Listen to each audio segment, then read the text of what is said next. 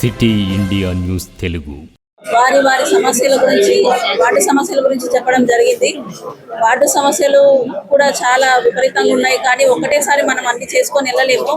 ఇప్పుడు మనం వచ్చి కొత్తగా 5 months అవుతుంది. నెమ్మదిగా ఇంకా మనకు 5 ఏళ్ల టైం ఉంది కాబట్టి మెల్లగా ఒక్కొక్క సమస్య తీర్చే విధంగా కృషి చేద్దాము. మీరు చెప్పిన వాటి సమస్యలు కూడా ప్రతి ఒక్కరు కూడా అధికారులతో తీసుకెళ్లి మేము వార్డు విజిట్ చేసి ఏ సమస్యలు ఉన్నాయని వెళ్ళి చూసి ఆ సమస్యలకు పరిష్కారం చేసే విధంగా మేము కృషి చేస్తాము. మీరు ఇంకా ఎన్నో చెప్పారు. వార్డులలో ఉన్న సమస్యల గురించి కూడా చర్చ తీసుకొని ఏ నిర్ణయాలు తీసుకోవాలని చెప్పేసి ఆ నిర్ణయాలు కూడా తీసుకొని మీకు పరిష్కారం అందే విధంగా చూస్తాము. ఈ కౌన్సిల్ సమావేశాన్ని విజయవంతం చేసినందుకు కార్పొరేటర్లందరికీ కూడా అధికారులకు కూడా అందరికీ కూడా నమస్కారం. ఈరోజు కార్పొరేషన్ ఏర్పడిన తర్వాత 2వ కౌన్సిల్ సమావేశము. ఈ సమావేశము ఫస్ట్ టైం ప్రజలకు అవసరమయ్యే రీతిలో చర్చ జరగడం జరిగింది. అన్ని పార్టీల వాళ్ళు కూడా మనస్ఫూర్తిగా సహకరించి చర్చను ముందరకు తీసుకుపోవడం చాలా సంతోషకరం. మీడియా ముఖంగా అన్ని పార్టీల వారికి, బీజేపీ, బీఆర్ఎస్, ఎంఐఎం అన్ని పార్టీల వారికి మనస్ఫూర్తిగా కౌన్సిల్ తరఫున ధన్యవాదాలు తెలియజేస్తా ఉన్నాం. ఎందుకంటే అర్థవంతమైన చర్చ జరిగినప్పుడే ప్రజలకు మనం న్యాయం చేయగలుగుతాం. అర్థవంతమైన చర్చ జరిగినప్పుడే సమస్యలపై పరిష్కారం దొరుకుతుంది. కాబట్టి ఈరోజు యూటిలైజ్ చేసుకున్న సమయాన్ని ప్రజలందరూ కూడా న్యాయం చేసేటట్లు ఉంది. కాబట్టి ధన్యవాదాలు తెలియజేస్తూ, మామ్నార్ కార్పొరేషన్ ఏర్పడిన తర్వాత అవుతున్న డెవలప్మెంట్ పనులు కానీ, కాబోయే పనుల గురించి కానీ చర్చ జరిగింది. చాలా పెద్ద ఎత్తున ఎమ్మెల్యే గారు కాంగ్రెస్ ప్రభుత్వం ఏర్పడ్డాక గత 2.5 సంవత్సరాలుగా 136 కోట్ల వర్కులన్నీ కూడా సీసీ రోడ్లు అయితేనేమి, డ్రైనేజీలు అయితేనేమో ఆల్రెడీ అయిపోయి ఉన్నాయి. దానికి సంబంధించిన బకాయిలను కొద్దిగా చెల్లించుకుంటూ వస్తూ ఉన్నాం. గతంలో అన్ని రకాల సీసీ రోడ్లు, డ్రైనేజీలు పెండింగ్ ఉన్నాయి. కాబట్టి ఎమ్మెల్యే గారు వచ్చిన వెంబడే అంత పెద్ద ఫండ్స్ తీసుకొని ఇమీడియట్గా శాంక్షన్ చేసి ఆ వర్కులు తీసుకొని చేపేయడం జరిగింది. దాంట్లో భాగంగా నెక్స్ట్ కూడా ఇప్పుడు ఏదైతే అండర్ గ్రౌండ్ డ్రైనేజ్ ఉందో దాదాపుగా 603 కోట్లు శాంక్షన్ అయింది. అది కూడా టెండర్ అయిపోయింది. దాంట్లో భాగంగా టెండర్ అయిపోయినటువంటి అండర్ గ్రౌండ్ డ్రైనేజ్ పైప్ లైన్కి సంబంధించిన మ్యాపింగ్ జరుగుతూ ఉంది. రేపు దానికి సంబంధించిన సమావేశం కూడా ఉంది. కాంట్రాక్టర్లతో కానీ అధికారులతో సమావేశం ఎమ్మెల్యే గారు ఆధ్వర్యంలో నేను, మేయర్ గారు అందరూ కూర్చొని సమావేశంలో పాల్గొంటున్నాం.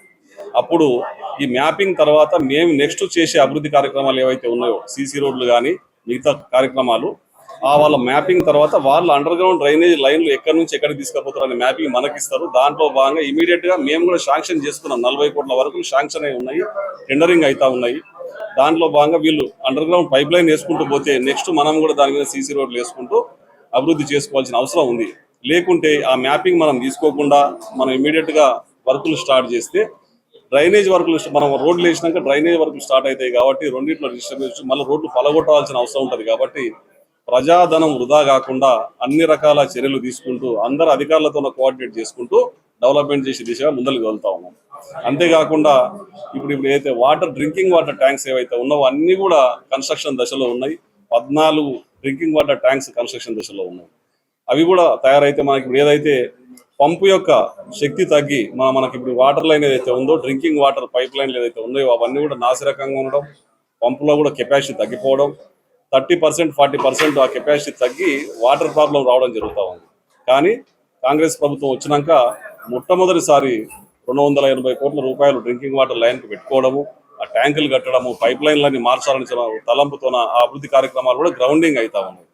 వచ్చే 2 ఏళ్లలో డ్రింకింగ్ వాటర్ సమస్యలు కానీ, అండర్ గ్రౌండ్ డ్రైనేజ్ సమస్యలు కానీ, సీసీ రోడ్ల సమస్యలు కానీ ఏవి కూడా లేకుండా కార్పొరేషన్ చరిత్రలోనే మొట్టమొదటిసారి 1500 నుంచి 2000 కోట్ల రూపాయలు కార్పొరేషన్ పెట్టేటట్లుగా ప్రణాళిక సిద్ధం చేసే దాంట్లో పూర్తి సహకారం ఇక్కడ ఉన్నటువంటి ఎమ్మెల్యే గారు కానీ, స్థానిక ఎమ్మెల్యే గారు కానీ, మరియు ఇక్కడ ఉన్నటువంటి డీకేఆర్ ఎంపీ గారు కానీ ఎక్కడెక్కడి నుంచి నిధులు తేవాలన్నా, లోన్స్ తేవాలన్నా స్టేట్ గవర్నమెంట్, సెంట్రల్ గవర్నమెంట్ కలిపి డెవలప్మెంట్ చేసే దశలో మేము అడుగులు వేస్తా ఉన్నాం. కాబట్టి ప్రజలందరూ కూడా ఈ యొక్క అభివృద్ధిని ఆస్వాదిస్తారు. ఖచ్చితంగా మంచి సుందరమైన మామ్నార్ కార్పొరేషన్ మీరు చూస్తారు.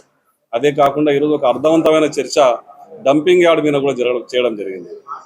డంపింగ్ యార్డ్ అనేది ఇప్పుడున్న డంపింగ్ యార్డు గత 2005 నుంచి కూడా డంపింగ్ యార్డ్ అక్కడే వేస్తూ ఉన్నారు. దాదాపుగా 6 నుంచి 7 లక్షల మెట్రిక్ టన్నుల డంప్ అయి ఉంది. అది చెత్త అంతా కూడా, వేస్టేజ్ అంతా కూడా. అంటే దాదాపుగా అది మొత్తం గ్యాసెస్ ప్రొడ్యూస్ అయ్యి మండుతూ ఉన్నాయి. ఆ డంపింగ్ యార్డ్ నుంచి 5-6 వాళ్ళు ఎఫెక్ట్ అవుతూ ఉన్నాయి. వాతావరణం మొత్తం కలుషితం అవుతూ ఉంది. రాబోయే కాలంలో మనం ఇట్లా వేసుకుంటా పోతే రోజు 108 మెట్రిక్ టన్నుల చెత్త మనకు పోగైతా ఉంది. అది గుట్టలు గుట్టలుగా వేరిపోతే 60 డివిజన్ల మొత్తానికి కూడా ఈ పొల్యూషన్ అనేది మొత్తం వ్యాపించే ప్రమాదం ఉంది. భవిష్యత్ తరాలకు, పిల్లలకు, విద్యార్థులకు, జనరేషన్ అన్ని కూడా మనం కలుషితమైనటువంటి వాతావరణాన్ని ఇచ్చే ప్రమాదం ఉంది. కాబట్టి దీన్ని ఒక ఛాలెంజింగ్ గా తీసుకొని డంపింగ్ యార్డుకు సంబంధించి ఎమ్మెల్యే గారితోన, కలెక్టర్ గారితో మాట్లాడి ఒక పెద్ద ల్యాండ్ అలాట్మెంట్ చూస్తా ఉన్నాము. త్వరలోనే ఆ గుడ్ న్యూస్ ఇంటారు. 40 ఎకరాలు 35 ఎకరాలు ల్యాండ్ అలాట్ చేసుకొని ఏదైతే స్టేట్ లోనే ఇంతవరకు ఇంట్రడ్యూస్ కానీ సిస్టమ్ ఏదైతే ఉందో దాని మీద ఏజెన్సీతో మాట్లాడుతూ ఉన్నాము. మా 60 మంది డివిజన్ కార్పొరేటర్లను తీసుకొని ఎమ్మెల్యే గారిని, మేయర్ గారి మా ఆందోళనలో పూణే అనేది అక్కడ ఏదైతే ఉందో డైలీ జీరో సిస్టంలో డంపింగ్ యార్డ్ మెయింటైన్ అవుతా ఉందనేది తెలుసుకున్నాము. ఏజెన్సీ వాళ్ళు కూడా దాని మీద క్లియర్ గా 1 by 1 చెప్తా ఉన్నారు. దాన్ని ప్రాక్టికల్ గా మేమందరం వెళ్ళి ఆ డంపింగ్ యార్డ్ పరిశీలించి ఈ కొత్త డంపింగ్ యార్డ్ ఏర్పాటు డైలీ జీరో అంటే వాళ్ళు పెట్టే వెహికల్స్ మెయింటెనెన్స్, ఎలక్ట్రికల్ వెహికల్స్ కానీ hour to hour daily collect చేస్తారంట. చెత్త కానీ తడి చెత్త, పొడి చెత్త డైలీ కలెక్ట్ చేసి డైలీ జీరో చేసి ఇక్కడ ఏది కూడా మిగలకుండా చేసే కార్యక్రమాన్ని వాళ్ళు చేస్తామని చెప్పి మాకు హామీ ఇవ్వడం జరిగింది. దాంట్లో భాగంగా త్వరలోనే 60 మంది కార్పొరేటర్ల ద్వారా మేమందరం కలిసి పూణేలో ఉన్నటువంటి డంపింగ్ యార్డ్ను పరిశీలించి ఇక్కడ దాన్ని ఇంట్రడ్యూస్ చేయాలని, ఏది చేసినా సరే శాశ్వత పరిష్కారం దిశగా, రాజకీయాలకు అతీతంగా, ఓట్లకు అతీతంగా రాబోయే తరాలకు మంచి చేయాలన్న తలంపుతోన మా ఎమ్మెల్యే గారు అయితే చూస్తూ ఉన్నారు. దాంట్లో భాగంగా ఆయన అడుగుజాడల్లో మేమందరం కూడా డెవలప్ చేయడానికి ప్రయత్నం చేస్తూ ఉన్నాం. అన్ని పార్టీలు సహకరిస్తూ ఉన్నాయి కాబట్టి సంతోషంగా ఉంది. ఈ పాలమూరు కార్పొరేషన్, మామనార్ కార్పొరేషన్ చరిత్రలోనే కనివెరిగిన రీతిలో డెవలప్ చేసుకుందాం. అందరూ ప్రజలు కూడా హ్యాపీగా ఉండేటట్టుగా సహకరించాలని చెప్పి తెలియజేస్తాం.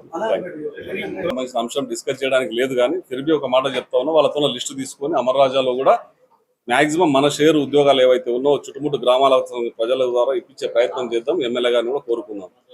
ఇంకోటి ఏదో సమస్య మీరు అడిగింది. దాదాపుగా 84 షాపులను ఈరోజు ఎజెండాలో పెట్టడం జరిగింది. అవన్నీ కూడా లాక్ అయిన షాపులు అని చెప్పి వీడియోలు కూడా మా అధికారులు కలెక్ట్ చేసి వీడియోలు పెట్టుకోవడం జరిగింది. 84 షాపులు గత కొద్ది కాలంగా 2-3 ఏళ్లుగా లాక్ అయి ఉన్నామంటే ఎవరికి మనకు నిధులు వస్తలేవు, కార్పొరేషన్ నష్టం జరుగుతుంది అనేది ప్రజలందరూ గమనించాలి. వాళ్ళు ఎందుకు కడతలేరు, ఏం జరిగిందంటే గత ప్రభుత్వంలో ఉన్నటువంటి వాళ్ళు టెండర్ ప్రక్రియ నిర్వహించి ఆక్షన్ పోటాపోటీ పెట్టి ఇక్కడ 40-50 వేలు రెంట్ కట్టే సందర్భంలో 1,50,000 రెంట్కు తీసుకొని పోయి వాళ్ళు దాన్ని వాడుకొని వాళ్ళు నెలకోసారి 2 నెలలకోసారి అందరినీ ఇంటి చుట్టూ తిప్పుకునే కార్యక్రమం చేసింది. కానీ ఎవరు కూడా అవి భరించే రెంట్లు కావని చెప్పి అదొక కార్యక్రమం చేసింది. కానీ అప్పుడే చేసినప్పుడే ఆ రెంటు ఫిక్స్ అయినప్పుడే ఈ యొక్క మున్సిపాలిటీకి రిజిస్ట్రేషన్ చేసి అగ్రిమెంట్ ప్రక్రియ కూడా చేసి ఉంటే వాళ్ళ మీద సర్వ హక్కులు ఉండేటివి, వాళ్ళని వసూలు చేయడానికి కూడా ఆస్కారం ఉండేది. అది కూడా లేదు. చట్టంలో ఉన్న పరిధిలో కమిషనర్ గారు, అధికారులు ఎంత పరిధి వస్తే అంత పరిధిలో వసూలు చేయడానికి ప్రయత్నం చేశారు. 84 షాపులు లాక్ అయి ఉన్నాయంటే మంత్లీ ఎంత ఇన్కమ్ కార్పొరేషన్ నష్టపోతుందో గమనించండి. ఒకవేళ లేదు, దాంట్లో ఏమైనా ఓపెన్ షాపులు ఉన్నాయి, వసూలు చేసుకునే అవకాశం ఉందని చెప్పి ఇప్పుడే అందరి కార్పొరేటర్లకు చెప్పడం జరిగింది. వాళ్ళు ఏం సూచన చేసినా వసూలు చేసే అవకాశం ఉన్న షాపులు అన్నింటిలో కానీ, ఏదైనా ఓపెన్ ఉన్న షాపులు అన్నింటిలో కానీ మళ్ళీ పునఃపరిశీలించి వాటన్నిటిని కూడా రివైజ్ చేసుకొని జాగ్రత్తగా ముందుకెళ్లే కార్యక్రమం చేస్తా ఉన్నాం. అందరూ చర్చ చేసుకునే అవకాశం ఇచ్చినారు. ఈ రోడ్లని 1 లక్షల రూపాయలు పెట్టడం జరిగింది.